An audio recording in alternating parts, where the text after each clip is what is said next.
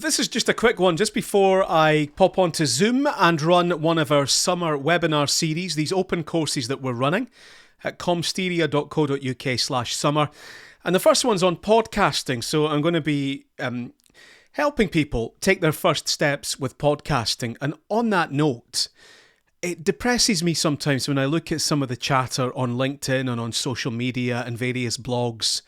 You got all these sort of self-appointed experts now telling people what their podcast needs to be like and being really snarky about things like production values and telling everybody that they need to sort of spend thousands of pounds and loads of time mapping out a strategy and that they need video and they need lighting.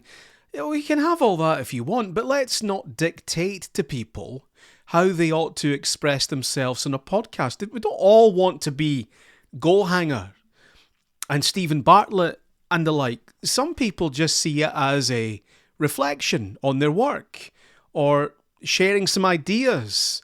Podcasting used to be such a nice, friendly community. The same way that anyone can get on a bike and go cycling.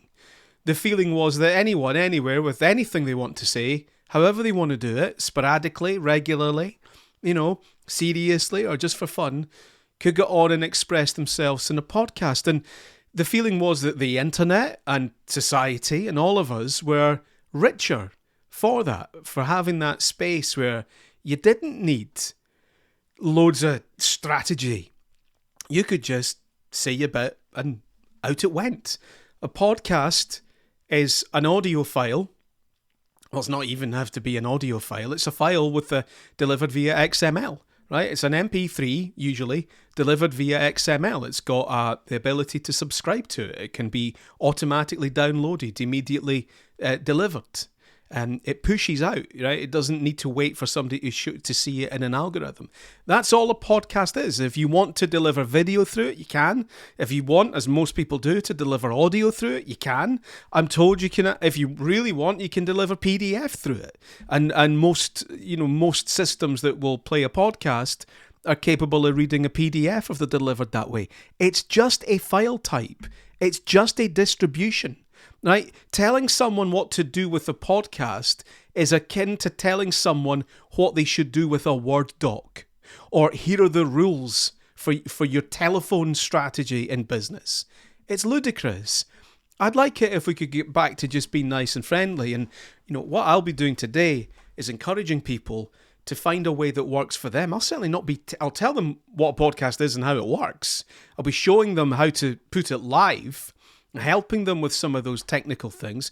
I'll take them through audio editing. But at the end of the day, if they don't want to do any of that, and the podcast is just them sitting beatboxing or burping or ambling along the countryside, listing trees that they can see in front of them, that to me, some of that, I might go and do that. Some of that sounds like quite a nice podcast. And it's interesting to me, and I hate to be brutal about it, but this is my podcast and I don't care.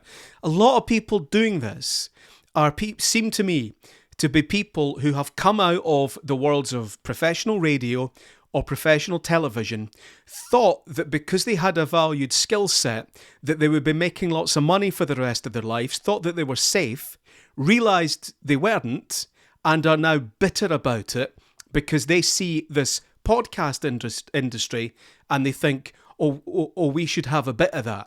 And they bring all their baggage and bitterness from where they were 2 minutes ago into this space, which was quite a nice space. And I'd like it if it could just get back to that.